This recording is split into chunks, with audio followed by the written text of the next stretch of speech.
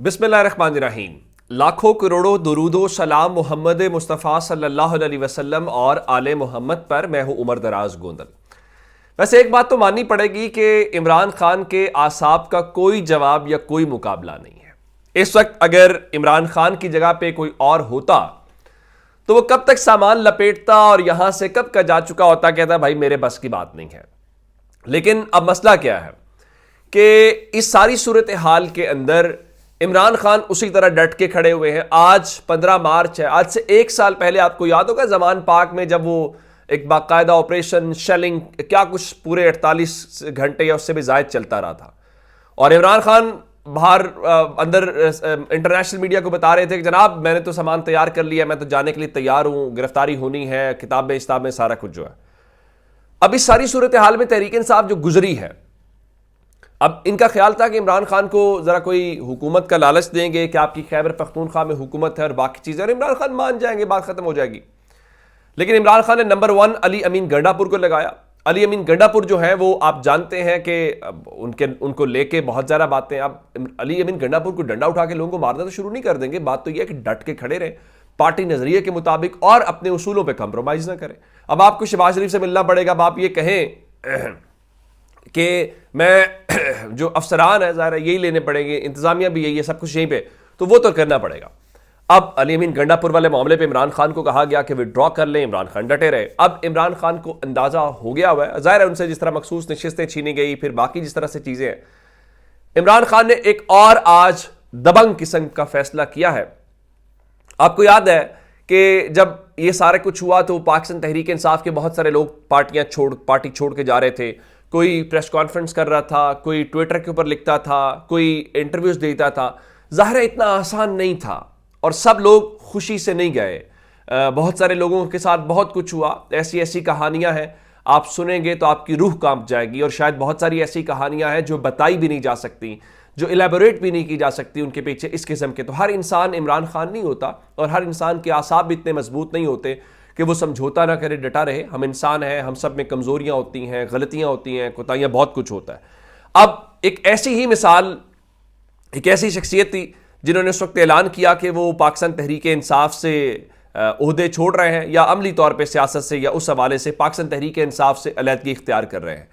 और वो कौन थे? वो सेनेटर ओन अब्बास बप्पी थे, जिनका ताल्लुक जनूबी पंजाब से है। और उसके बाद वो गायब हुए। उनके साथ क्या कुछ हुआ वो सेनेट के ऐवान के अंदर फ्लोर ऑफ दी हाउस के ऊपर खड़े होकर बता चुके हैं कि उनकी वालिदा किस तकलीफ से गुजरी, और उन्होंने कहा कि मैं अब एक जिंदा लाश से ज़्यादा नहीं हूँ। ज़ाहिर है कि वो तकलीफ और दुख है। तो अब वो सारी सूरत हाल रही। लेकिन आज इमरान खान ने एक बार फिर एक दलेराना दबंग फैसला करके ऐलान किया है कि इमरान खान पीछे नहीं हटेगा और वो करेगा। अब से थोड़ी देर पहले पाकिस्तान तहरीक इंसाफ ने ऑफिशियल एक नोटिफिकेशन जारी किया है जिसमें ओन अब्बास बप्पी सेनेटर जो हैं उनको तहरीक इंसाफ जनूबी पंजाब का एक बार फिर जो सदर है वो मुकर्रर कर दिया गया है। अब इस तैनाती का क्या मकसद है? इस तैनाती का मकसद ये है कि इमरान खान के मुताबिक जिन लोगों को पार्टियां छुड़वाई गई, अगर तो वो वाक़तन खुद नहीं छोड़ के गए और किसी तकलीफ में या जो भी उनके साथ हुआ, अगर उन्होंने फ़रूख हबीब वाली बातें नहीं की या फ़रूख हबीब वाला सिलसिला नहीं किया, तो इमरान खान के दिल में नर्म गोशा है और इमरान खान मजबूरियों को समझते हैं, नंबर 1। नंबर 2, इमरान खान के मुताबिक वो आज भी उसी जगह के ऊपर हैं जो उस वक्त थे। जो उनके साथ खड़ा रहा वो उनको लेके भी आएंगे, ओहदे भी देंगे, जिम्मेदारियां भी देंगे, और इमरान खान पीछे नहीं हटेंगे। और कुछ ऐसी ही सूरत हाल तहरीक इंसाफ के जो लोग हैं वो भी कहते हुए दिखाई दिए। और आज असद कैसर, बैरिस्टर गौहर मज़ाहमत की सियासत की बात कर रहे हैं।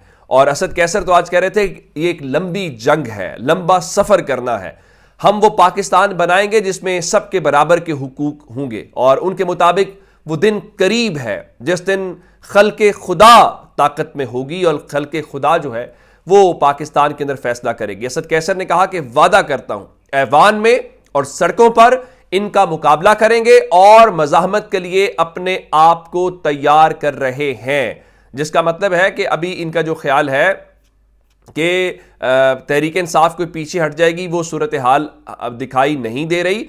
और असद कैसर के मुताबिक ये पार्लियामेंट भी कोई पार्लियामेंट नहीं है, और ज़ियाउल हक की जो मजलिस शूरा है یہ تو اس کا کردار ادا کر رہی ہے جس طریقے سے انہوں نے قانون سازی سارا کچھ وہاں پہ کرتے ہوئے دکھائی دے رہے ہیں. اور آپ دیکھیے یہ کس طرح سے کرتے ہیں. انہوں نے وہ آرڈیننس آج پاس کرائے, پیپلز پارٹی مخالفت کر رہی تھی سنی اتحاد کونسل کے ساتھ مل کے, لیکن پاکستان پیپلز پارٹی نے ان آرڈیننسز کی منظوری میں حکومت کا ساتھ دیا. پھر قرارداد آئی, اس قرارداد کے متعلق کہا گیا جی اپنے مظلوم بھائیوں کو لے کے, مسلمان بھائیوں کو لے کے پاکستان تحریک انصاف جو ہے انہوں نے تو مخالفت کر دی. وہ سفید جھوٹ ہے. پاکستان تحریک انصاف نے اپنے مظلوم بھائیوں کے متعلق جو قرارداد تھی اس قرارداد کو لے کے انہوں نے اس کی حمایت کی, اور وہ قرارداد متفقہ ہے ایوان کی.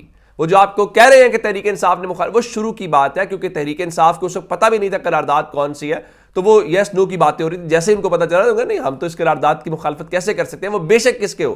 یہ الگ بات ہے کہ آج پنجاب اسمبلی میں آج جو اسلاموفوبیا کے خلاف دن ہے وہ عمران خان کی کاوشوں کا, اس حوالے سے عمران خان کی قرارداد کو آپ نے پنجاب میں مسترد کرایا, قومی اسمبلی میں پاس نہیں ہونے دیا. صرف وجہ کیا ہے؟ عمران خان کا. او بھائی نیک کام تو کسی کے نام سے بھی ہو, آپ کے دشمن کے نام سے کیوں نہ ہو, نیک کام ہو تو آپ اس کی حمایت کرتے ہیں. یہاں تو عمران خان ہے, لیکن لگتا یہ ہے کہ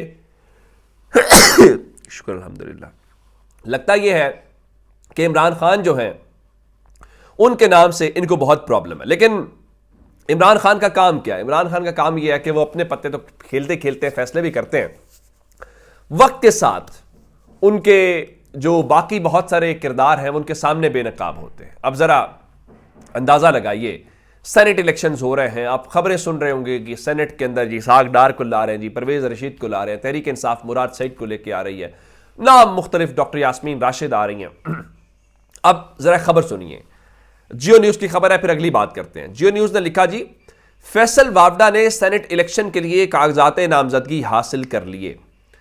سوال یہ پیدا ہوتا ہے کہ فیصل وافڈا کا تعلق کس سیاسی جماعت سے ہے؟ اگر فیصل وافڈا اتنے ہی پاپولر ہیں تو انہیں کسی سیاسی جماعت میں ہونا چاہیے تھا, اور ابھی تھوڑا عرصہ پہلے الیکشنز ہوئے, انہیں کسی الیکشن سے قومی اسمبلی کا الیکشن لڑنا چاہیے تھا, لیکن نہیں. آپ جانتے ہیں اس کے بعد ہوا کیا ہے؟ ہوا یہ ہے کہ اب وہ سینٹ الیکشن ظاہرہ سندھ سے وہ لڑیں گے, اور وہ کسی سیاسی جماعت میں تو نہیں ہے. وہ کس جماعت میں ہے وہ آپ بتا سکتے ہیں. تو وہ آزاد حیثیت میں سینیٹر ہوں گے, اور یہ بھی غالب امکان ہے کہ وہ سینیٹر منتخب بھی ہو جائیں گے. لیکن سوال پھر بھی وہی ہے کہ کون منتخب کرائے گا. سوال یہی ہے وہ کس کے نمائندے ہوں گے, وہ کس کے نمائندے کی حیثیت سے رات کو روز ٹی وی ٹاک شوز میں بیٹھے ہوتے ہیں, وہ کس کے نمائندے کی حیثیت سے وہاں پہ بات کر رہے تھے, اور جو بات کر رہے تھے پھر وہی صحیح ثابت ہوتی ہے بعد میں. تو یہ ایک صورتحال ہے. اچھا, اب اگلی ایک جو خبر آپ کو بتانا چاہتے ہیں کیا کچھ پاکستان کے اندر ہوتا ہے. ایک تو آصف زرداری آج گڑھی خدا بخش لاڑکانہ گئے ہوئے تھے, وہاں پہ انہوں نے جو پارٹی کے جس میں بے نظیر بھٹو ہیں, اس کے علاوہ ذوالفقار بھٹو کی قبروں کے اوپر انہوں نے حاضری شاضری دی ہے. لیکن اس کے علاوہ میں آپ کو جو خبر دینا چاہتا ہوں وہ امریکی سفیر متحرک ہوئے ہیں. ایک تو آئی ایم ایف والے پاکستان آئے ہوئے ہیں, پاکستان کے ساتھ ان کی ملاقاتیں ہو رہی ہیں, اور تحریک انصاف والے ادھر آئی ایم ایف کے سامنے احتجاج کرتے ہوئے دکھائی دیے.